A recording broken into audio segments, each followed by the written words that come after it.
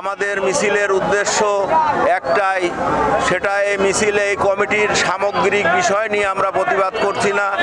আমাদের প্রতিবাদ একটা জায়গায়, সেটা হচ্ছে এই কমিটিতে কিছুদিন আগে যে নবগঠিত কমিটি হয়েছে, আহ্বায়ক কমিটি হয়েছে, সেই কমিটিতে কিছু অবাঞ্ছিত অনাকাঙ্ক্ষিত লোকের স্থান হয়েছে, কিন্তু প্রকৃত যারা ত্যাগী এবং রাজপথের কর্মী ছিল, দুর্দিনে যারা সহায়তা করেছে দলকে সর্বাত্মক শক্তি দিয়ে, তাদেরকে বঞ্চিত করা হয়েছে।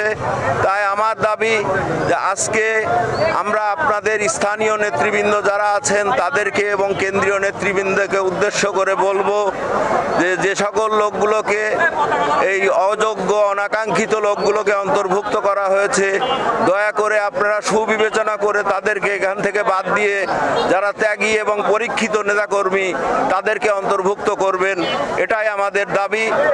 আমরা আপনাদের উদ্দেশ্যে বলছি, যদি আপনারা আমাদের এই দাবির প্রতি সুবিবেচনা না করেন, তাহলে আপনাদের পরবর্তী কার্যক্রমের উপর নির্ভর করে আমরা পরবর্তীতে কর্মসূচি দিব।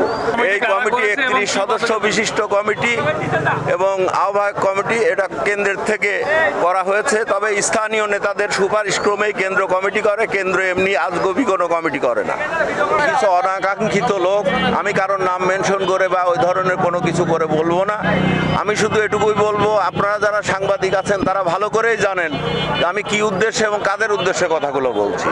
যদি না মানা হয়, পরবর্তী কর্মসূচি হিসাবে আমরা আপাতত কিছু স্থির করিনি। মানববন্ধন থেকে মিছিল এবং প্রয়োজনে হরতাল, অবরোধ, যা কিছু করার দরকার প্রয়োজনে আমরা সব কিছু করবো ইনশাআল্লাহ। 31 সদস্য বিশিষ্ট কমিটিতে সবার অন্তর্ভুক্তিও সম্ভব না, এটা বুঝতে হবে সবাইকে, আমরাও বুঝি।